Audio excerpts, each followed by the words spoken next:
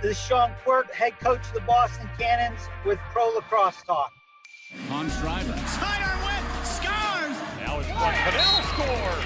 Hands off for Ravel, switches hands and scores! Carly Miller showing off those shifty skills. Right off the bat, there's Lyle Thompson.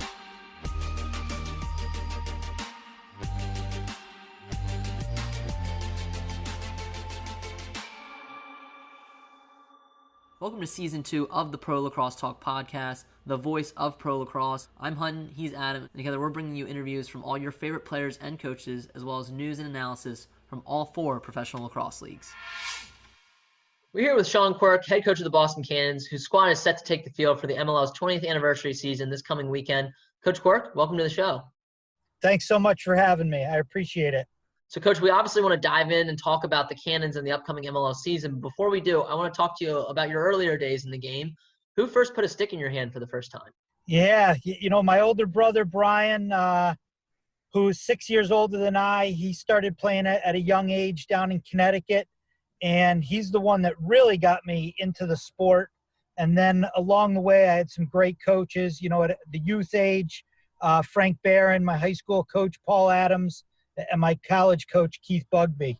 Yeah, and let's kind of dive into your time at Springfield College. You had a fantastic playing career there. You won the '94 national championship, and the next year you were D2 goalie of the year. So talk a little bit about your experience. It was, you look back, I think, several years after you've been out, and I've been out a while, and it was the perfect fit for me as a student athlete. Institutionally at Springfield, and certainly the lacrosse program, playing under Coach Bugby and the philosophy that he had, and my teammates just were everything. And some of them are still my best friends, in a lot of their weddings and in mine certainly. So some great memories from Springfield, and obviously the teams we played on had a lot of success there, but I'm a firm believer in a strong culture. And I know that's what we had there and what helped us, win that national title that you referred to. And you stuck around Springfield for a few years after graduation, and that's where you started your coaching career. Was it always your plan to become a coach? It really was. I mentioned my high school coach, Paul Adams. He was a Springfield alum, and that was a big reason I went there, was because it's, a phys ed school. Mm-hmm. A lot of coaches come out of Springfield, and I had an inkling that I wanted to coach, when I was in high school. I didn't know what level. So when I got to Springfield, I started working a lot of my coaches' lacrosse camps during the summer. And I said, heck, if I can make a living out of doing this, I'll never work a day in my life. So I went on to coach at Springfield and, spent 2 years there, and then moved on to Endicott, where I was there for 18 years as the head coach. Yeah, let's go into your time at Endicott a little bit. That was your first and last head coaching job. You stuck around there since 1998, now associate athletic director with Endicott. What made Endicott such a special place for you to stick around all these years?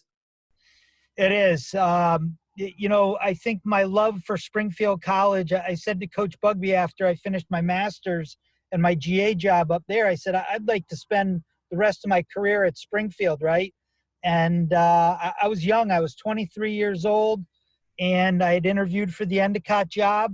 I got that, obviously, and I've been there ever since. And the reason I have been there is, again, it's the people, it's the relationships, the young men that I coached there for 18 years, and the people I work with every day. Culturally, it's just it's a spectacular place, and one that's near and dear to my heart.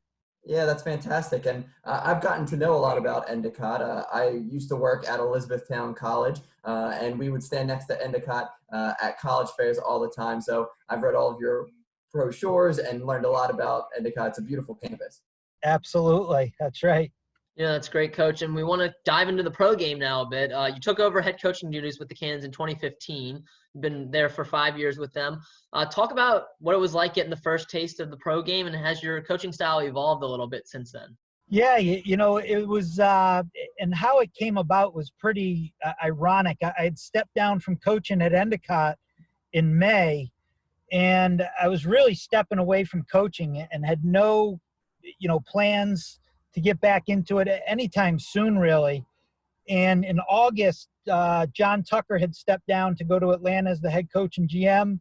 And at the time, Kevin Barney, who was the GM and vice president, and Ian Fournette, who is still our president, I met with those guys, and both of them being Springfield alums, really over a cup of coffee, started talking about the organization and their vision for what the Cannons have been, before I got there, and where they saw the MLL and the Cannons going.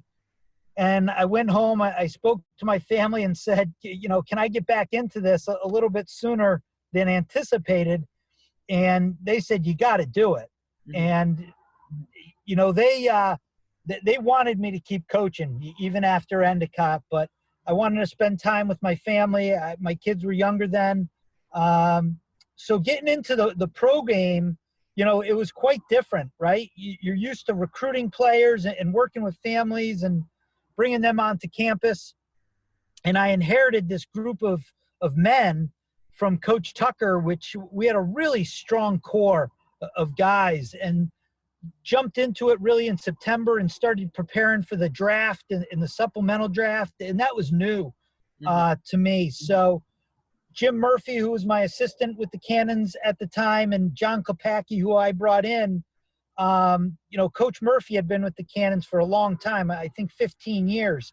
So I got to learn a lot from him and certainly the front office staff. And it's been an adjustment, jump into that next level, certainly in philosophy and the speed of play and a shot clock and 2-pointers. It's a different game.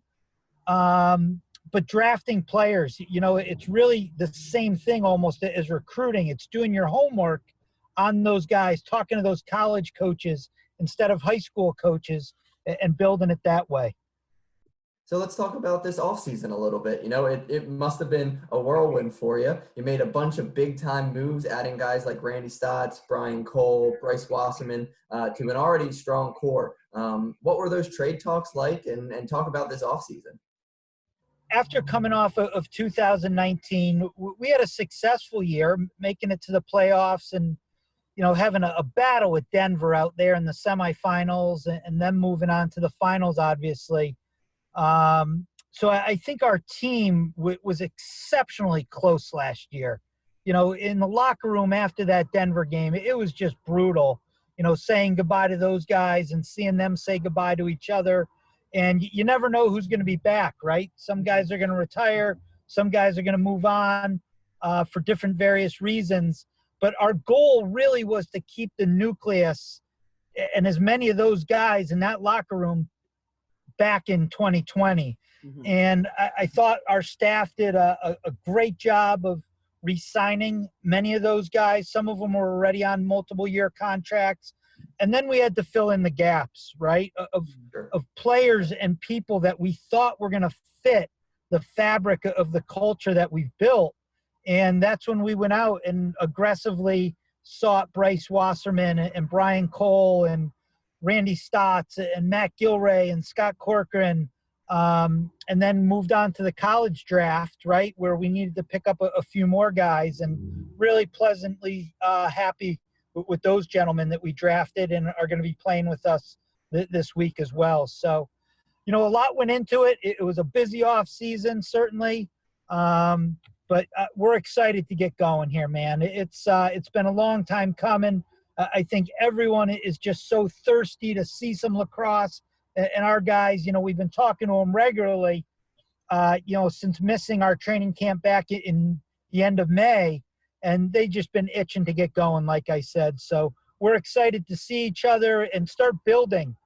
We only have a few days to do that before our first game against the Lizards on Saturday. And Coach, now you have the MLL's 20th season upon us. It's only going to be a week long. So what are your expectations really for this upcoming season? I think being with the Cannons for 5 years, like I said, John Tucker left us a really strong group, and we lost a number of those players, due to retirement. Max Siebold, Mitch Belisle, some really good leaders. Brody Merrill moved on, and certainly others.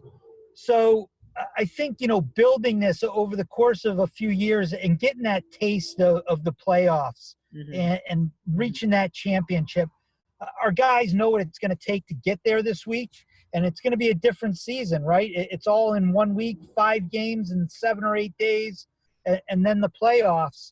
So we're just trying to stay really mentally dialed in and physically keep ourselves healthy and certainly safe during, this time.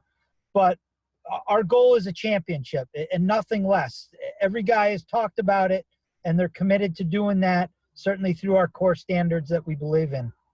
Now, in addition to this coming week in the MLL, you were pretty busy recently as well, starting Peak Pro Sports with your goalie, Nick Marrocco, who you've worked with at Peak Goalie. Tell us a bit about this new brand and what you're doing with Nick.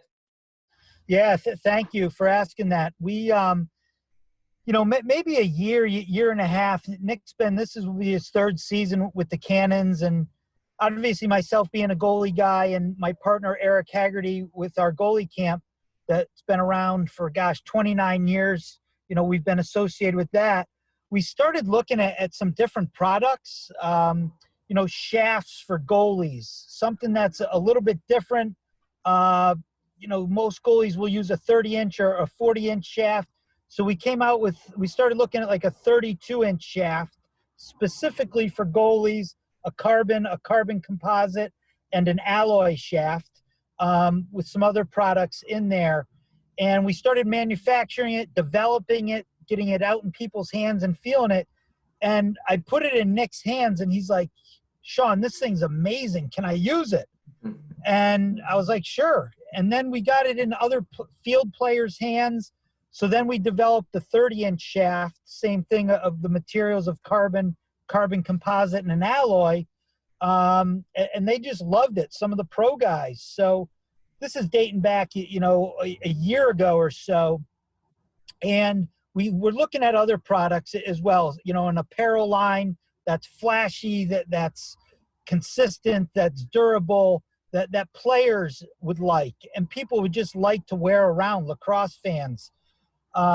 So that's what we're launching right now are those things, shafts and apparel.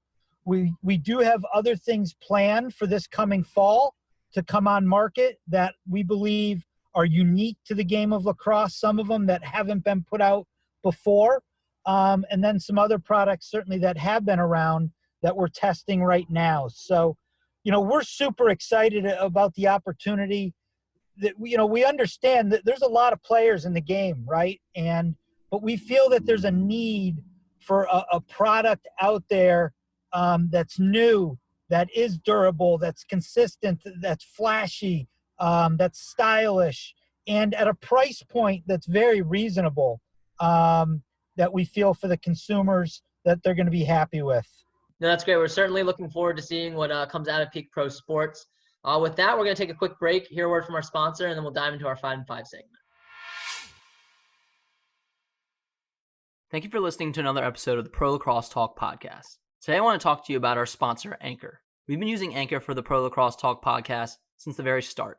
Anchor gives you everything you need in one place, and better yet, it's free. They allow you to easily record and edit your podcast, and once it's published, they send it out to all the major networks such as Apple Podcasts, Spotify, Stitcher, and many more. They also connect you with advertisers so you can start making money from your podcast right away. So if you're thinking about starting a podcast today, download the Anchor app or go to anchor.fm to get started. Today I also want to talk to you about our affiliate Parkside Cards. Parkside Cards is your go-to source for Major League Lacrosse trading cards. They have a variety of packs on their website, including a box set that comes with 4 tickets to an MLL game, and a Lyle Thompson signature pack that comes with a limited edition signed Lyle Thompson card. And the best part is we've teamed up with Parkside Cards to provide you with a special discount. Simply visit parksidecards.com and use the code PLT, save 20% on your order today. All right, so welcome back. Now it's time to dive into our 5 and 5. So, Coach, I'm going to ask you 5 lacrosse questions. Adam will ask you 5 off-the-field questions. These will be kind of, quick questions, short answers, kind of fun questions, hopefully. My first one I have for you is, what are some pregame superstitions or routines that you have? Yeah, ever since my freshman year that I was in college, before every single game, I listened to Queen and David Bowie, Under Pressure. I thrive off of pressure, and that just gets me juiced up before every game. I love it. My second question for you, Coach, is what is your favorite lacrosse memory? Just being with teammates, but winning that national title was something really special that I'll never forget. And Coach, what has been your favorite venue to coach lacrosse at? Probably, honestly, Endicott College. That is probably my favorite venue because that's where I really got my start as a head coach and just built so many wonderful relationships. No, that's awesome. Fourth question is, who is a coach that you've leaned on as a mentor during your career? Keith Bugby, if I had to name one, and Paul Adams, my high school coach. Those two guys, I spoke to him on my drive up here. I speak to Coach Bugby literally every single day. A little bit about lacrosse, but more about life. No, that's great. And then my final one is, which coach are you looking forward to facing this summer? You got Coach Mariano, who's taken over the Bayhawks, then Coach Ford is another new coach. Are there any, coaches in particular looking forward to facing? We're really fortunate that we have really 5 other great head coaches, and I love competing against all those guys, but I'm fired up to go against Mariano and maybe, Spencer Ford, number 2.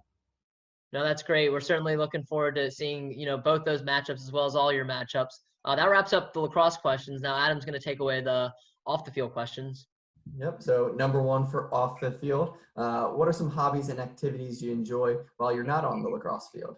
I love spending time with my family. It's the number 1 priority in my life. And I started running marathons 3 years ago. And that's something that's, become a really good challenge for me mentally and physically. Number 2, who is a professional coach in a different sport you admire?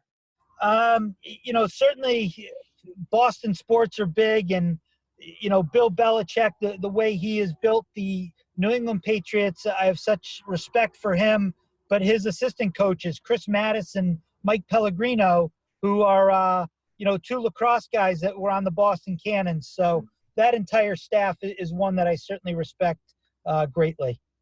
Now, that's definitely a crew to root for. Anyone that has some lacrosse coaches on the squad is definitely a good coaching staff, right? Number 3, what's your favorite spot to vacation? Bermuda. All right, we just had Greg Catrano on, and he also said Bermuda. So I guess Hutton and I will have to check that out for sure. Number 4, what's your favorite meal, and do you prefer to dine out or cook at home? Right now I'm loving cooking at home. I have no desire to go out and dine, but probably one of my favorite things is my mom's homemade gnocchi with her Italian sauce. You can't beat it, man. Yeah, that does sound good. You're making me hungry. And my last question, Coach, what's a book or podcast that you'd recommend to one of your players or a friend? My favorite book is The Game of Life that I would recommend anyone to read. All right, Coach, my final question for you that we like to ask all our guests is, what's some advice you have for a young player looking to one day play lacrosse professionally or coach professionally? Yeah, I think you just got to love playing the game and not get stressed out about either the recruitment process or, too many years ahead. For these players that are starting out, just love the game, listen to your coaches, continue to get better, and play other sports. Now, I think that's some great advice for our young listeners, Coach. We really appreciate you hopping on. Looking forward to watching you in the Cannons this upcoming week. And best of luck, in this MLL 20th anniversary season. Thank you. It's always a pleasure speaking to you guys. Thanks so much for having me. I appreciate it.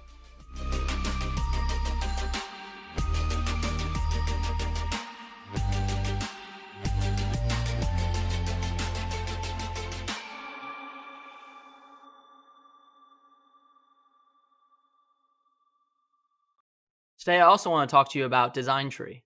On our Design Tree store, we have several t-shirt designs like the Pro Lacrosse Talk tee I'm wearing today, our Blast Lacrosse shirt, Cross's Medicine shirt, and many more designs on the way.